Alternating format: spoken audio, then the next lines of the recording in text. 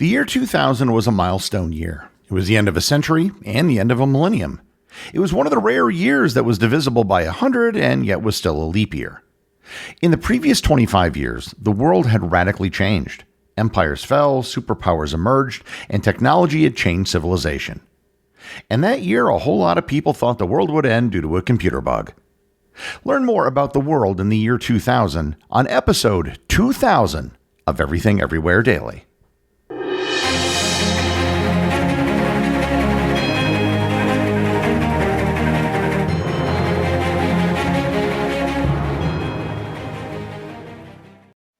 This episode is sponsored by Mint Mobile.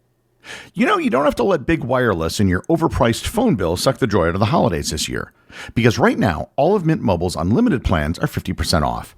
You can get 3, 6, or 12 months of unlimited premium wireless for $15 a month.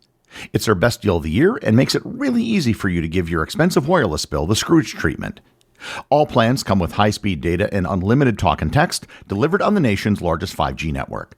That's why I recommend Mint Mobile. Turn your expensive wireless present into a huge wireless savings future by switching to Mint. Shop Mint Unlimited plans at mintmobile.com/EED. That's mintmobile.com/EED. Limited time offer. Upfront payment of $45 for 3 months, $90 for 6 months, or $180 for 12-month plan required. $15 a month equivalent. Taxes and fees extra. Initial plan term only. Greater than 35 gigabytes may slow when network is busy. Capable device required. Availability, speed, and coverage varies. See mintmobile.com. This episode is sponsored by Chubbies. The holidays are here, which means family dinners, office parties, and last-minute plans. And Chubbies has the gear to keep things effortless. From cozy layers to sharp-looking essentials, they've got winter style down to a science. They have everywhere pants, which are lightweight, durable, and water-resistant, built for busy holiday schedules, unpredictable weather, and everyday versatility. Their flannel overshirts combine the look of a classic flannel with the warmth of a fleece, a perfect layering piece for winter events, travel days, or lounging by the fireside. And they even have the NFL by Chubbies collection, stretch polos, mesh shorts, and swim trunks featuring all 32 teams, ideal for gifting or repping your team from tailgates to hot tubs. Although I highly recommend purchasing only Green Bay Packers merchandise. For a limited time, Chubbies is giving my listeners 20% off your purchase at Chubbies with the promo code DAILY at checkout. But if it's Black Friday, skip the code and take advantage of even bigger markdowns during their exclusive Black Friday sale. Just head to chubbiesshorts.com and make sure to support the show and tell them I sent you.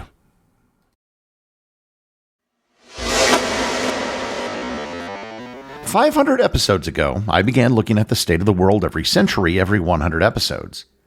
We've now reached the end of the 20th century and the end of the millennium. More importantly, we've reached a point where the vast majority of the show's audience was alive. Because most of you were there, I don't need to rehash the news. So I'm going to zoom way out and look at the macro events that shaped the world between the years 1975 and the year 2000. Someone who entered a coma in 1975 and woke up in 2000 would have found the world a very, very different place. Politically, 1975 was defined as a relatively stable Cold War bipolar world.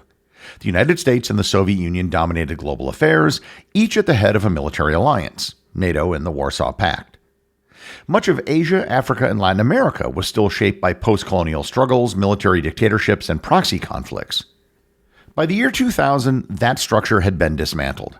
The Soviet Union had collapsed in 1991 after internal economic decay, political reform, and nationalist movements tore it apart.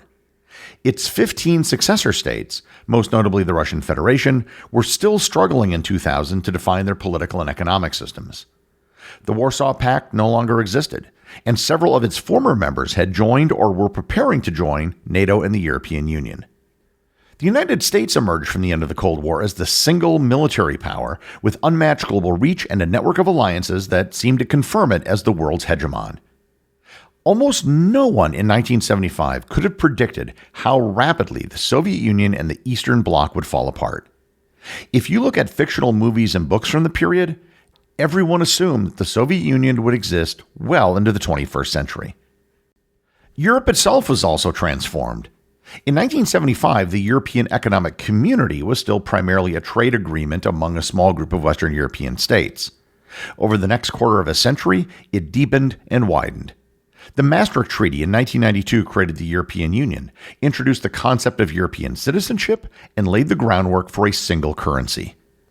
By 2000, the euro existed as an electronic currency for financial transactions, with notes and coins scheduled to enter circulation in 2002.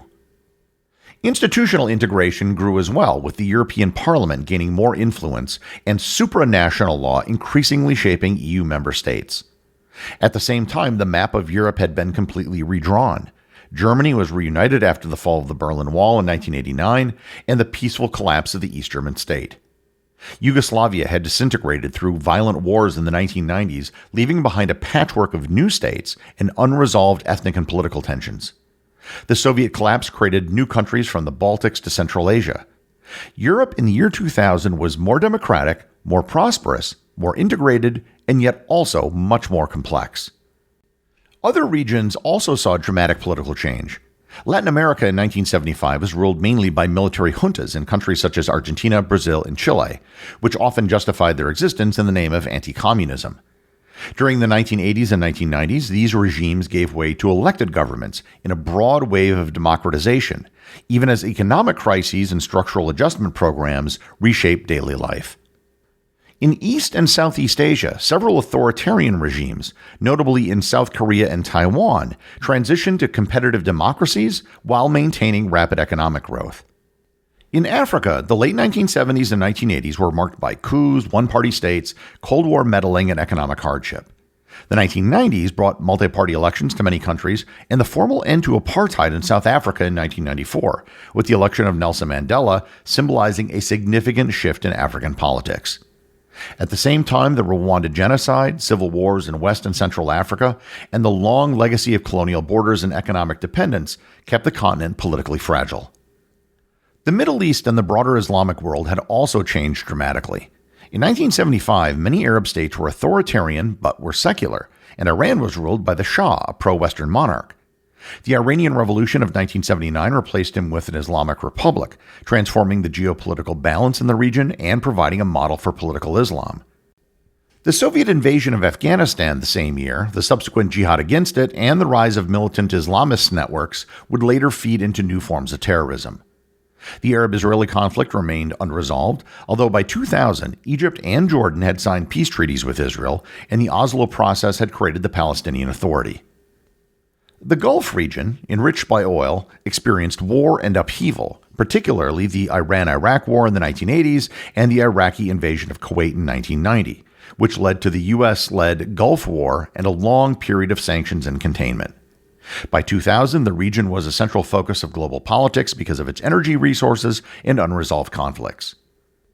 Technological change between 1975 and 2000 was so profound that it almost amounted to a shift in our civilization's operating system. In 1975, microprocessors were new, computers were large and rare, telephones were landline devices, media consisted of a handful of broadcast channels, and the idea of a global digital network was mostly speculation and science fiction. By the year 2000, personal computers had become standard in most homes and workplaces across the developed world and were spreading rapidly in emerging markets. The microelectronics revolution had made computing cheaper, smaller, and more powerful every year. The early internet, which was born out of research in military networks, had grown in the 1990s into the World Wide Web, a publicly accessible platform that allowed ordinary people to publish, communicate, and access information globally. In 1975, email was an obscure specialized tool. By 2000, it had become the primary mode of professional communication. Commercial websites, online news, search engines, and early forms of online commerce had begun to transform how people shopped, learned, and conducted business. Telecommunications technology experienced similar leaps. In 1975, long-distance phone calls were expensive and often unreliable, and very few people had access to any sort of mobile device. By the year 2000, digital mobile phone networks covered much of the world, and in many countries, mobile phone penetration was approaching or surpassing fixed-line telephone coverage. Satellite communication, fiber optic cables, and digital switching made international communication faster and cheaper. Television expanded from a few broadcast channels to hundreds of cable and satellite stations, many of them 24-hour news, sports, or entertainment networks. This created a real-time global media environment in which events in one corner of the world could be seen almost immediately everywhere else. Other scientific and technical fields advanced in parallel. Biotechnology and medicine saw the development and spread of techniques like in vitro fertilization, the production of recombinant insulin, and the growth of genetically modified crops. The Human Genome Project began in 1990, and by 2000 had essentially completed a first draft of the human genetic blueprint, pointing towards a future of genetic medicine that was still mostly speculative at the time. In health, the most devastating new development was the HIV/AIDS pandemic, first recognized in the early 1980s. By the year 2000, it had infected tens of millions of people, especially in sub-Saharan Africa, and had reshaped global health priorities. In transportation and infrastructure, containerization of shipping, which was still gaining ground in 1975, had by the year 2000 completely transformed global trade, making it possible to move goods around the world much more cheaply and efficiently. Commercial aviation expanded dramatically, with wide-body jets making long-distance travel routine and affordable for an expanding global middle class. High-speed rail networks were developed in Japan and later in Europe and parts of Asia. Navigation and positioning benefited from the deployment of satellite systems such as the American GPS network, which, once open for civilian use, allowed precise location tracking and would soon underpin everything from logistics to consumer devices. Economically, the period from 1975 to 2000 was defined by globalization, financial liberalization, and the shift of manufacturing and some services to new centers. In 1975, the world economy was still reeling from the oil shocks of the early 1970s, which had ended the post-war boom in advanced countries and introduced stagflation. Many developing countries were heavily indebted and dependent upon commodity exports. By 2000, although crises had not disappeared, the structure of the global economy looked very different. Trade as a share of global output had risen significantly. The General Agreement on Tariffs and Trade evolved into the World Trade Organization in 1995, giving trade rules a stronger institutional backing. Regional trade agreements such as the European Single Market and NAFTA tied together large trading blocs. Many countries adopted policies associated with the Washington Consensus, including deregulation, privatization of state enterprises, and openness to foreign capital, although the results varied and were often contested. The center of gravity of manufacturing shifted towards East Asia. Japan became a major economic power, although its asset price bubble collapsed in the early 1990s, leading to a prolonged period of stagnation. Newly industrialized countries like South Korea, Taiwan, Hong Kong, and Singapore moved rapidly up the value chain. China, which in 1975 was poor, isolated, and centrally planned, initiated economic reforms in 1978 that gradually opened it up to foreign investment and market mechanisms. By the year 2000, it had become a fast-growing export powerhouse and a central node in global supply chains. Even though its per capita income remained relatively low, it had not yet formally joined the World Trade Organization. India also began liberalizing its economy in the 1990s, leading to rapid growth in the services and information technology sectors. Demographically, the world's population grew from roughly 4 billion people in the mid-1970s to just over 6 billion by the year 2000. This expansion, however, was uneven. Most of the growth occurred in developing countries, especially in Africa, South Asia, and parts of the Middle East. Many wealthy countries, along with some middle-income ones, underwent a demographic transition, with fertility rates dropping to at or below replacement levels and populations beginning to age. I have to close the episode by addressing one of the biggest concerns people had just before the year 2000, the Y2K bug. The origins of the problem were legitimate. Many computer systems used a 2-digit number for years to save space on storage. Systems recorded 1999 as just 99, so when the year 2000 arrived, many computers risked reading 00 as 1900 instead of 2000. That confusion could break calculations for dates, schedules, interest rates, inventory systems, and more, potentially causing errors or failures in everything from financial records to infrastructure controls. Many people were concerned that this would cause all the computer systems to crash on January 1st, 2000.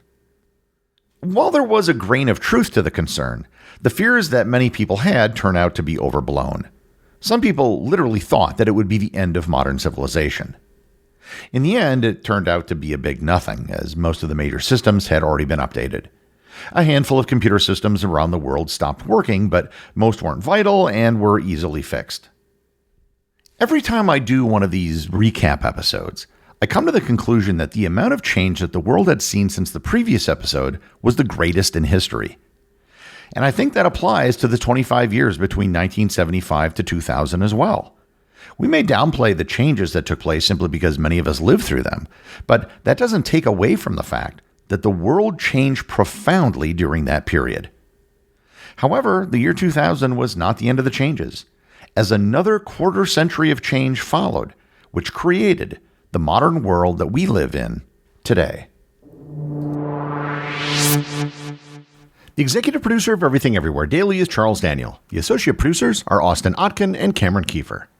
My big thanks go to everyone who supports the show over on Patreon. Your support helps make this podcast possible.